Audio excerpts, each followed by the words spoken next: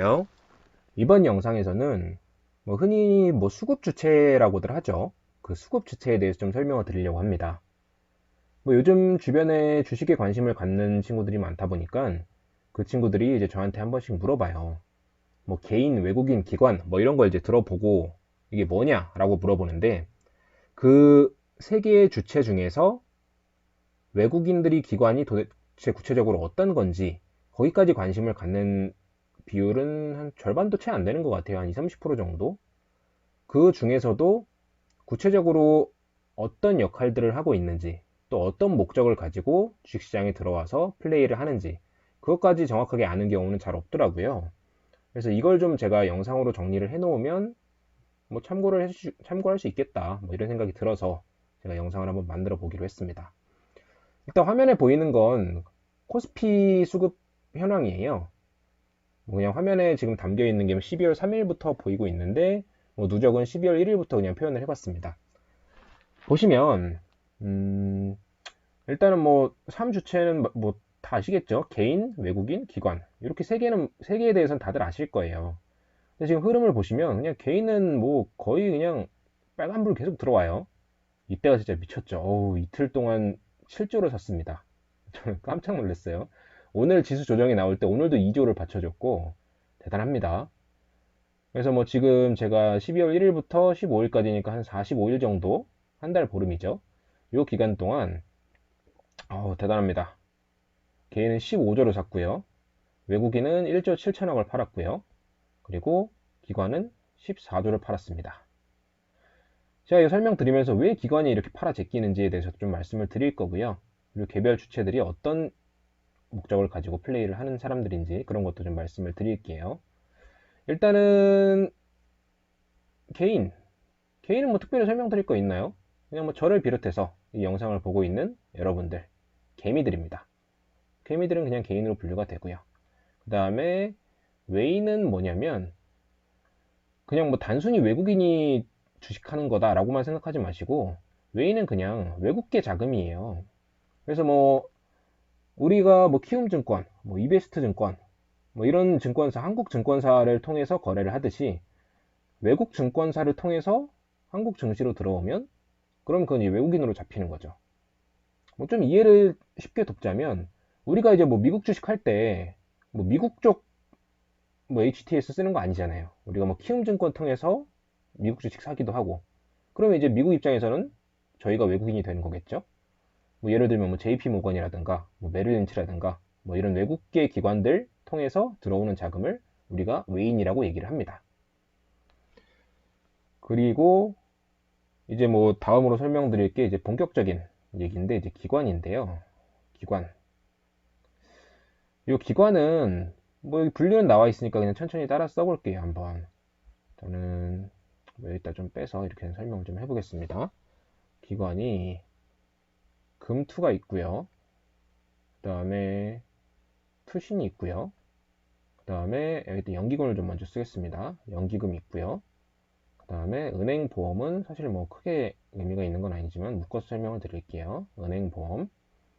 그 다음에 사모펀드 정도도 일단 먼저 써고요. 사모펀드. 그 다음에 종금은 사실 크게 분류를 하진 않아요.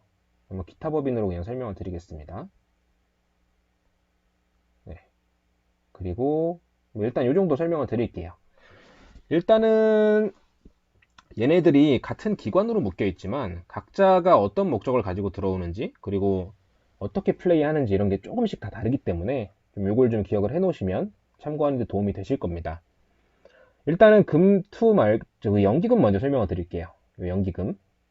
연기금은 말 그대로 그냥 국가기관이 플레이하는 거라고 생각을 하시면 돼요. 예를 들면 국민연금이라든가 아니면 사학연금이라든가 공무원연금이라든가 이런 연금들 많이 들어오죠. 그래서 얘네들이 이제 들어와서 플레이를 하는 건데, 말 그대로 그냥 국가기관이기 때문에 얘네들은 정부 정책에 반하는 플레이를 잘 못합니다. 그리고 법적으로 제한도 굉장히 엄격하게 받게 되고요.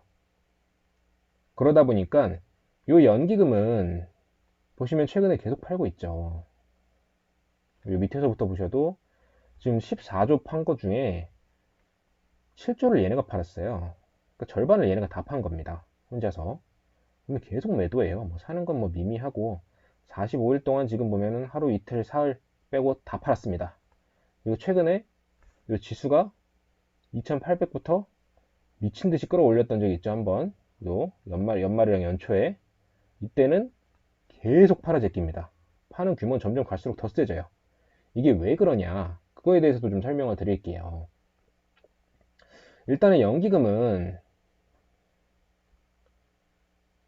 운용 규모가 있을 거예요. 지금 뭐 제가 방금 찾아본 기사에는 한 780조 정도 된다고 하는데 이 중에서 주식 같은 위험 자산들, 주식은 이제 뭐 플러스가 날 수도 있고 마이너스가 날 수도 있고 하다 보니까 이제 위험 자산이라고 분류가 되는데 그런 위험 자산에 투자할 수 있는 비중이 정해져 있습니다. 근데 한국 같은 경우는 한 16% 정도 투자를 할 수 있다고 해요. 국내 주식의 비중은. 그리고 오히려 해외 주식이 지금 한 25% 정도 더 많이 투자를 할 수 있는 상황이고요. 근데 이 비율이 몇 년 전까지만 해도 거의 한 뭐 20%막 이랬었는데 점점 해가 갈수록 점점 비중이 줄어들고 있어요. 왜 그러냐면 연기금은 일단은 여러분들께서 소중한 세금으로 낸 돈이고 나중에 나이가 들어서 돌려줘야 되는 돈이잖아요. 그럼 연기금은 어떻게든 수익을 내려고 노력을 하긴 해야 돼요. 그런데 이게 수익이 안 나는 거예요. 한국 주식에 투자를 했는데 뭐 한국은 뭐 해봤자 뭐 테마주만 판치고 막 이러니까 뭐 해봤자 답이 없다 뭐 이런 얘기들 많이 들어보셨을 거예요. 한국 주식 투자해봤자 뭐하냐, 뭐 아무리 좋은 기업 투자해봤자 한 10년 정도 지나서 살아남은 기업들도 별로 없고 주식은 계속 떨어진다, 해봤자 돈만 잃는다, 이런 얘기 많이 들으셨을 겁니다. 그러다 보니까 연기금도 나름대로 머리를 쓴 거예요. 그래서 이 국내 주식 비중을 좀 줄이자, 차라리 해외 주식 비중을 좀 늘리자, 뭐 여기까지는 좋아요. 그래서 해외 주식 비중을 점점 늘리고 국내 주식 비중을 점점 한 3, 4년 정도에 걸쳐서 서서히 줄이기로 합니다. 왜 그러냐면 이제 한 번에 줄여버리면 국내 주식 매도가 뭐 지금 780조, 뭐 물론 그 당시엔 780조까지는 아니었겠죠. 근데 그냥 편의상 뭐 780조라고 놓고 본다면 이거에 한 5% 정도 되는 자금이면 어느 정도 됩니까? 제가 지금 암산이 안 되는데 20분의 1 정도 되면은 나누기 해보면 한 40조 되나요? 1년 동안 40조를 팔아제껴 버리면 이거 증시 무너져요. 그럼 이제 욕 먹겠죠, 당연히.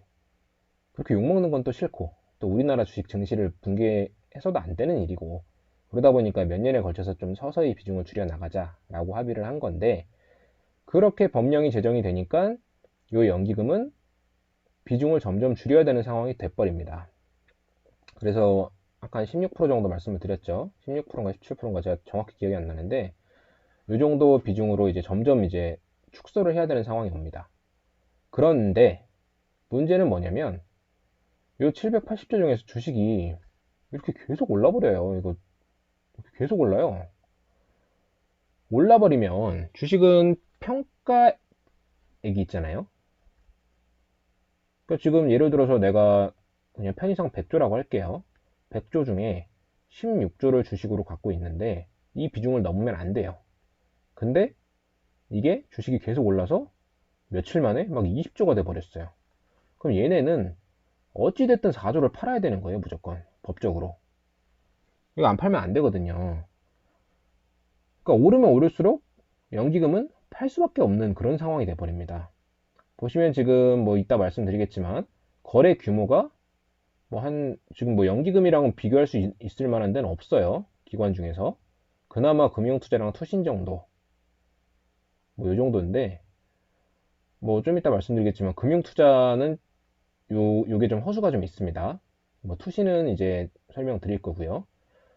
연기금에서 이렇게 대금이 계속 오를수록 이렇게 팔아 제껴 버리니까 우리가 볼 때는 기관이 계속, 특히 최근에 급등이 나올 때 기관이 계속 팔고 있다, 이런 얘기를 하는 겁니다. 그리고 요 연기금이 지금 아까 요 그 주식이 오르면 오를수록 팔아야 된다고 말씀드린 것도 있고요. 그 다음에 요 비중도 점점 줄어들고 있기 때문에 요게 쌍으로 다가오면서 어쩔 수 없이 팔아야 되는 상황이 오는 겁니다. 그러니까 지금 진짜로 연기금이 이제 그 증시를 부양할 생각이 있다면 요 비중부터 손봐야 돼요. 이게 지금 몇 년 전에 만들어진 건데, 물론 걔네들도 이렇게 주가가 급등을 할 거라고 생각을 못 했겠죠, 그 당시에는. 근데 지금 요거를 손을 볼 생각을 해야 되는데, 요거는 좀 논의도 길고 골치도 아프고 그러기 때문에 그냥 뭐 대주주 양도세니 아니면 그 최근에 얘기 나온 그 뭐 공매도니 그런 쪽으로 가는 거예요. 공매도가 좀 더 얘기하기 쉽잖아요. 왜 그러냐면 공매도는 있으면 주가 하락한다라고 연관을 짓기 굉장히 쉬운 데다가 이걸 갖다가 법령을 제정해서 이걸 뭐 한도를 늘렸어요. 뭐 한 20%로 다시 늘렸다. 근데 주가가 다시 빠져서 손실 났어요. 그러면 얘네는 욕을 오지게 먹어야 돼요. 요직을 아니 먹어야 된다는 게 아니라 먹겠죠. 엄청나게 먹겠죠. 그런 리스크를 감내하기가 싫은 거예요. 물론 이거 논의하고 통과시키고 이렇게 하다 보면은 주가가 뭐 한 코스피 한 4천까지 가 있고 그때 시행해가지고 이거 비중 늘려봤자 의미 없다 이렇게 얘기할 수도 있겠죠. 근데 일단 진짜로 증시를 부양시킬 생각이 있다면 요거부터 진작에 손을 봤어야 되는데 요게 이런 구조다 보니까 어쩔 수 없이 그게 문제는 이렇게 된 거죠. 그래서 일단 연기금에 대해서 간단하게 말씀을 드렸고 연기금이 주가가 오를수록 팔 수밖에 없는 이유 요거에 대해서 먼저 설명을 드렸습니다. 그 다음에 이제 금융투자, 투신, 뭐 은행, 보험, 사모펀드, 기타 법인 쭉 설명을 드리겠습니다. 일단은 이 금융투자 여기는 어떤 데냐면 일단은 뭐 증권, 선물, 뭐 투자자문사 뭐 이런 데서 자기들 돈으로 이제 투자를 하는 걸 금투로 집계를 해요. 그러니까 이쪽은 이제 금융하고 투신을 좀 많이 혼동을 하시는 분들이 계시는데 금투는 결국에는 회사 돈으로 하는 거예요. 자기들 회사 돈. 그러니까 이게 뭐 개인 자금들이 뭐 펀드나 이런 걸로 들어오는 게 아니고 그냥 회사 돈입니다. 그냥 지들 돈. 그냥 이해하기 쉽게 지들 돈으로 이렇게 쓸게요. 그러니까 지들 돈으로 그냥 하는 거기 때문에 요거에 대해서는 한번 감정이입을 한번 해보세요. 금융투자에서 얘네들도 나름대로 금융권 애들이잖아요. 그러니까 당연히 뭐 정보도 빠르고 뭐 어쨌든 되게 뭐 치열하게 이제 정보도 얻고 하겠죠. 그러고서 회사 돈으로 굴린다는 얘기는 결국 요거를 전담하는 부서가 있겠죠. 당연히 투자하는 부서가. 그럼 얘네는 주가가 오르든 내리든 뭐 증시가 오를 때는 당연히 수익 내야 되는 거고요. 얘네는 증시가 내릴 때도 수익을 내야 돼요. 그럼 이러기 위해서 할 수 있는 게 뭐냐면 파생상품, 선물 매도를 치거나 아니면 풋옵션을 하거나 이런 것까지도 적극적으로 해야 되는 애들이에요. 이 과정 속에서 당연히 현물, 그러니까 이 현물이 우리가 일반적으로 사고 파는 여러분들께서 사고 파는 그 주식들을 현물이라고 얘기를 해요. 나중에 기회가 되면 현물, 선물도 한번 설명을 드릴게요. 이 현물에 대해서 회전율이 굉장히 높습니다. 회전율이 많이 높다는 얘기는 무슨 말이냐면 사고 팔고를 굉장히 자주 한다는 얘기예요. 그렇게 해서 수익을 어떻게든 내야 되거든요. 그래서 보시면 금융투자는 투자 자금 규모 자체는 그렇게 많은 애들은 아니에요. 근데 사고 파는 그 회전율이 굉장히 높다 보니까 결국 거래 자금, 이게 굉장히 좀 많이 찍히는 편이에요.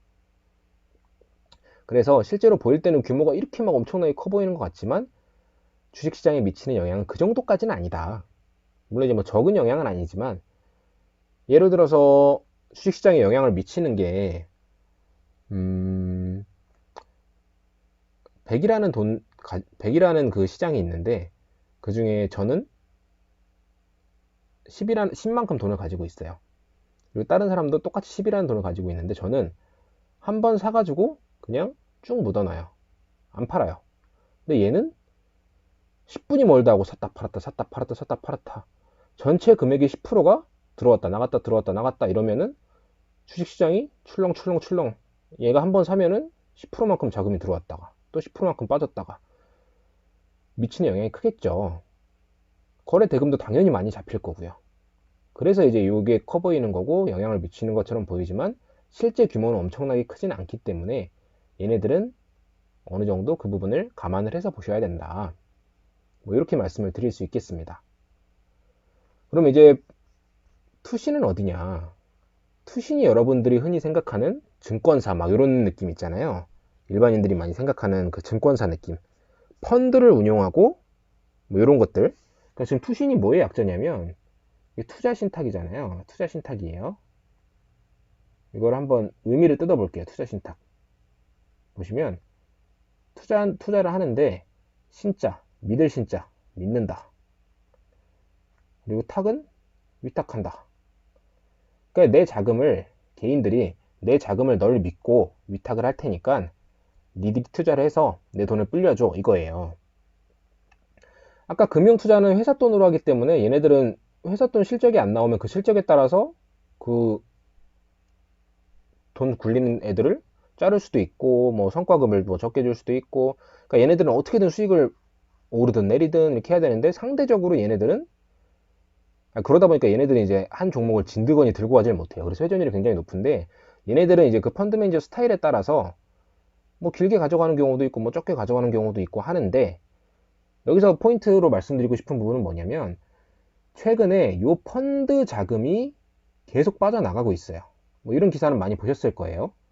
그게 뭐냐면 이제 개인들이 이거는 결국 개인 돈인데 개인들이 요 펀드를 못 믿겠다. 수익률 안 나온다. 이 나쁜 놈들아. 난 니들 못 믿겠으니까 돈 내놔라. 내가 직접 투자하겠다. 그래서 지금 여기 있는 요 투신의 자금이 지금 색깔을 좀 바꿔볼게요. 요 투신의 자금이 개인 쪽으로 넘어가는 겁니다. 그러니까 이 투신에서 빠져나온 돈이 개인으로 들어가는 거예요.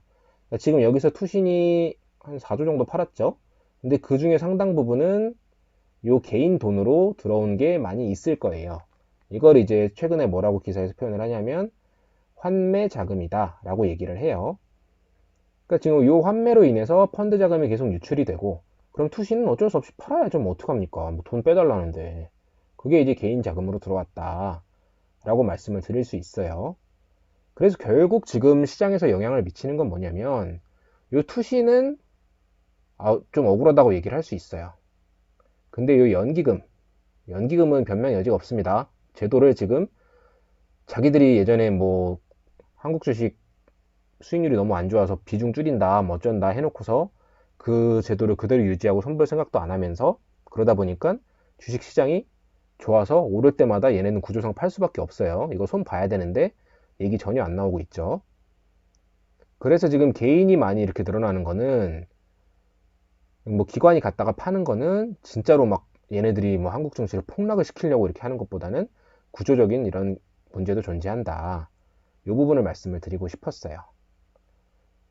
그리고 투어 말씀드렸고 투신 말씀드렸고 연기금 말씀드렸고 사모펀드는 그냥 뭐 여러분들이 알고 계신 그 사모펀드 맞습니다. 그냥 뭐 펀드를 이제 유치를 하는데 근데 이제 뭐 상대적으로 소수의 투자자를 대상으로 이제 자금을 모집하는 경우 이거 이제 그냥 사모펀드라고 하는데 얘네들도 이제 주식시장에 미치는 영향 자체가 엄청나게 크진 않아요. 근데 대신에 얘네가 이제 돈을 가지고 지속적으로 매수를 하는 종목들 같은 경우는 뭔가 좀 의도가 있을 가능성이 좀 있어요. 그래서 그런 거는 좀 눈여겨볼 필요는 있지만 얘네들 자체가 뭐 주식시장에 엄청나게 큰 영향을 미친다라고 얘기하기는 좀 힘듭니다. 여기 보시면 지금 뭐 매매를 하긴 했지만 그 대금이 엄청나게 크거나 뭐 이런 느낌은 아니죠. 다른 거에 비해서는. 실제로도 그렇고요. 그리고 은행이나 보험사 같은 경우도 얘네들이 그 돈을 이제 받잖아요. 그 개인들의 뭐 예금이라든가 뭐 이런 거 받을 거고 보험도 마찬가지로 이렇게 해서 이제 자금을 굴리는데 그걸 가지고 얘네들은 이것도 마찬가지로 감정을 좀 이입을 해봅시다. 얘네가 만약에 은행이 굉장히 적극적으로 주식 투자를 했어요. 그래서 뭐 바이오주 이런 거에 투자를 했는데 그게 문제가 터져가지고 상장 폐지가 됐어요. 그러면 얘네들은 고객들한테 직접적으로 돈을 바로 돌려줘야 되는 애들인데 큰일 나잖아요. 그래서 얘네들도 법적으로 이제 제한이 당연히 있죠. 그래서 위험자산에 투자할 수 있는 그 비중이 낮은 편입니다. 실제로 얘네들이 투자도 잘 안 하고요. 그리고 뭐 주식시장에 영향을 미치는 것도 그렇게 많지 않기 때문에 크게 신경 안 쓰셔도 됩니다. 그리고 기타 법인 같은 경우는 이것들을 제외한 이제 나머지 법인들을 기타 법인이라고 말씀을 드릴 수 있는데, 그러니까 법인은 맞아요. 법인은 이제 뭐 그 일반적인 회사 생각하면 되는데 그 투자 회사가 아닌데 걔네들이 주식 투자할 수도 있잖아요. 뭐 예를 들어서 뭐 어떤 뭐 제가 지금 이름이 생각이 안 나는데 어떤 회사는 주식 투자로 계속 수익을 내요. 본업은 계속 적자인데 주식 투자로 수익을 내 가지고 걔네가 계속 뭐 순이익이 잘 나오고 있어요. 막 이런 회사들도 있어요, 일부. 그런 애들이 이제 기타 법인으로 분류가 되는 거죠. 그래서 이제 이런 거는 예, 좀 알고 접근을 하시는 게 좋지 않을까라고 생각을 하고요. 아까 투신 말씀드릴 때 제가 조금 더 설명을 드리고 싶은 게 있는데 투신은 여러분들이 알고 계시는 펀드라고 말씀을 드렸죠. 이 펀드는 어떤 거에 많이 엮여 있냐면 여러분들 ETF 이런 거 아시죠? 많이 들어보셨죠? 그러니까 이런 자금에 좀 영향이 좀 있어요. 당연한 거죠. 그러다 보니까 얘네들은 일단은 이 ETF로 인해서 한번 유입이 된 자금은 쉽게 빼기가 좀 힘들어요. 그러다 보니까 뭐 이거 아는 분들도 많이 계시겠지만 뭐 증시 그 지수 관련된 뭐 리밸런싱이나 이런 게 있을 때 투신 자금이 굉장히 많이 들어오는 경우가 있습니다. 그래서 이런 자금들은 빠져나가기 어렵기 때문에 단기간에 빠져나가진 않기 때문에 이런 걸 참고해서 매매를 하시는 경우가 있어요. 근데 단순히 기관만 이렇게 해서 뭐 예를 들어서 그 아까 말씀드린 그 주식 투자 굉장히 잘하는 기타 법인이 단타 치려고 들어왔어요. 막 며칠 동안 연속으로. 근데 그게 다 기관으로 묶이다 보니까 기관 수급이 막 들어온다. 그래서 여기는 되게 막 오르겠다 싶어가지고 못 와놨는데 단타 전문 법인이라서 걔네가 금방 빠져나가 버렸어요. 당연히 하락을 하겠죠. 그러니까 그런 경우, 그런 황당한, 너무 눈 뜨고 코 베이는 경우가 안 생기려면 이 정도는 그래도 알고 접근하시는 게 좋지 않을까라고 말씀을 드리고 싶은 거였고요. 그리고 이 내외국인은 뭐냐? 저는 처음에 이거 보고서 무슨 뭐 내국인 플러스 외국인인가 했는데, 예, 맞아요. 내국인 플러스 외국인이에요. 이게 뭔 소리냐? 일단은 내 더하기 외인데, 이거는 국적이라고 해야 되나요? 그러니까 이제 주민등록상 이제 내국인이에요. 한국 사람들. 근데 이놈들이 외국계 그 기관을 통해서 자금이 들어올 수가 있겠죠. 그러니까 예를 들어서 여러분이 그 키움증권 이런 거 안 쓰고 JP모건 걸 써가지고 코스피로 들어온다. 한국주식으로 들어온다. 이러면 이제 이 내외국인 매매로 잡히는 거예요. 그래서 이런 경우가 당연히 많지 않겠죠. 그래서 여기도 규모가 크지 않기 때문에 크게 신경 안 쓰셔도 되고요. 그래서 이제 뭐 이런 거 크게 신경 안 쓰셔도 되고 그 외국인들 같은 경우도